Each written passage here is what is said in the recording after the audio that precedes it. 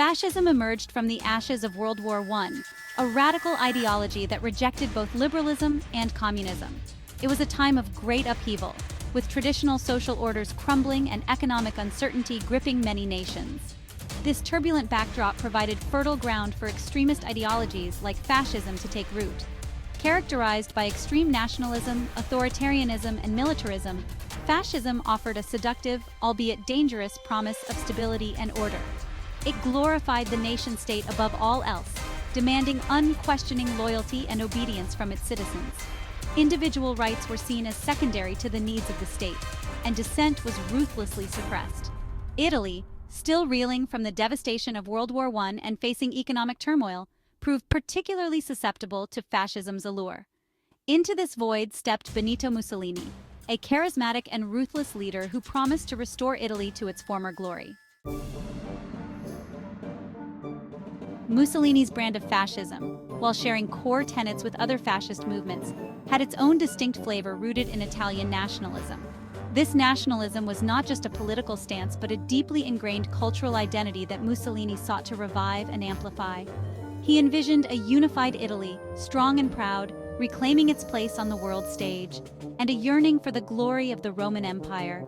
Mussolini often invoked the grandeur of ancient Rome, using its imagery and history to inspire a sense of destiny and purpose among Italians. He wanted to create a new era of Italian dominance, reminiscent of the days when Rome was the epicenter of civilization. Central to his ideology was the concept of the totalitarian state, where all aspects of life, political, economic, social, and cultural, were to be subordinated to the will of the state. This meant that individual freedoms were secondary to the needs of the nation.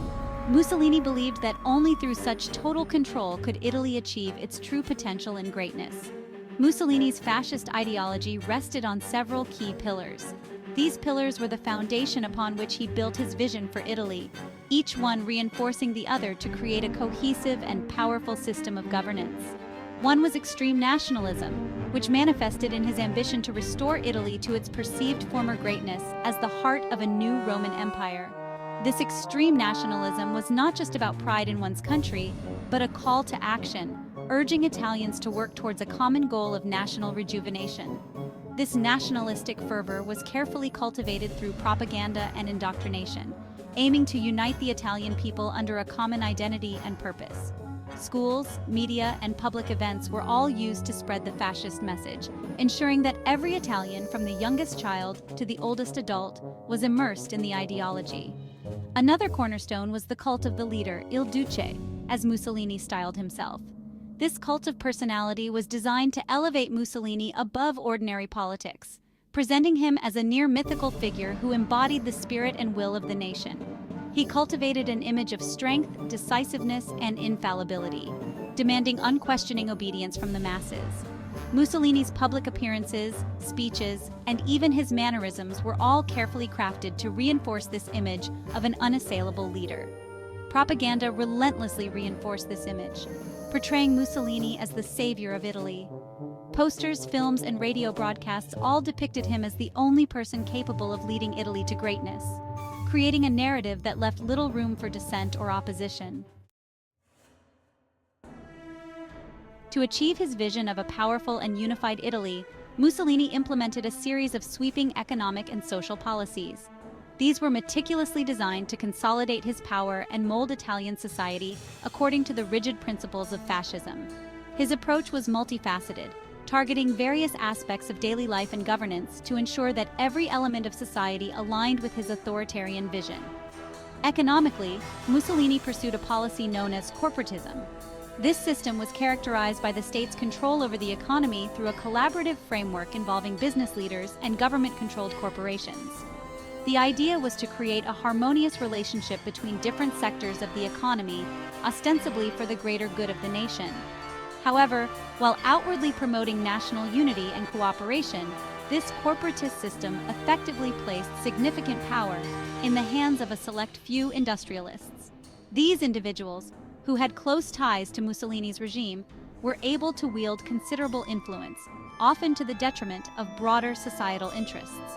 Labor unions were abolished under Mussolini's rule, and workers' rights were severely curtailed. This left the working class with little recourse against exploitation and poor working conditions. The regime's policies ensured that workers remained subservient and unable to challenge the authority of their employers or the state. Socially, Mussolini's regime embarked on an ambitious project of social engineering.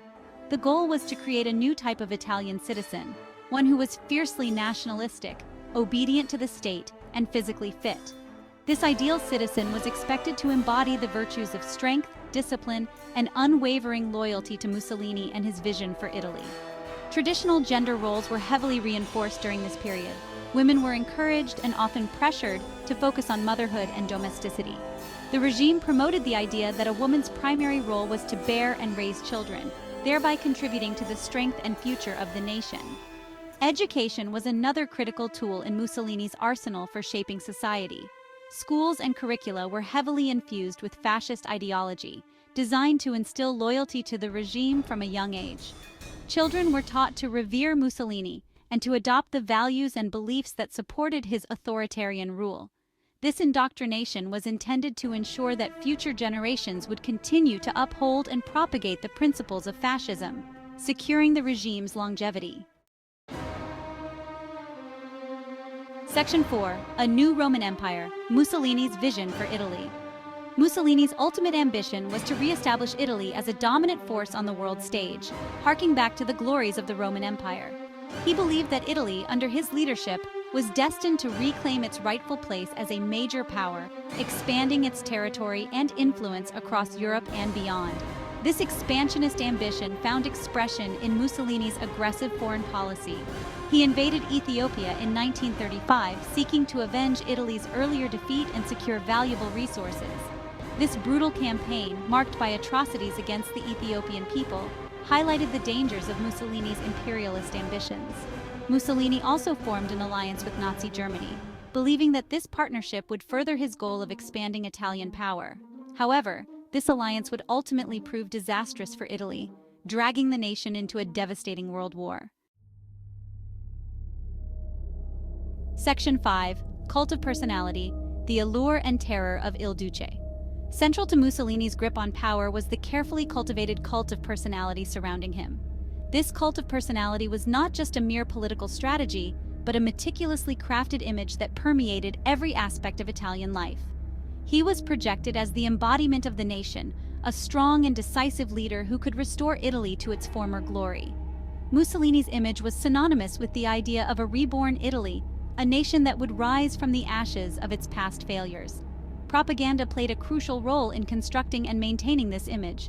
The regime invested heavily in media and cultural production to ensure that Mussolini's presence was felt everywhere. Mussolini's image was omnipresent, in newspapers, radio broadcasts, films, and posters. Every medium was utilized to reinforce his persona as the savior of Italy, a man of action and vision. He was often depicted in heroic poses, embodying strength, virility, and unwavering determination. These images were carefully curated to present him as a larger-than-life figure, almost mythic in his capabilities. This relentless propaganda campaign aimed to create an aura of invincibility around Mussolini, silencing dissent and fostering an atmosphere of unquestioning obedience. The regime's narrative was clear. Mussolini was infallible, and any opposition was not just unpatriotic, but a direct threat to the nation's future. However, beneath the veneer of strength and national unity lay a darker reality. The image of a benevolent and omnipotent leader masked the brutal mechanisms of control that kept Mussolini in power. Mussolini's regime was built on fear and repression. The state apparatus was designed to instill fear among the populace, ensuring that any potential resistance was swiftly and ruthlessly crushed. Political opponents were silenced, imprisoned, or forced into exile. The regime's intolerance for dissent was absolute, and those who dared to speak out faced severe consequences. The press was heavily censored, and any criticism of the regime was met with swift and brutal retribution. The state's control over information was total, creating an environment where only the official narrative could thrive, and any deviation from it was met with harsh punishment.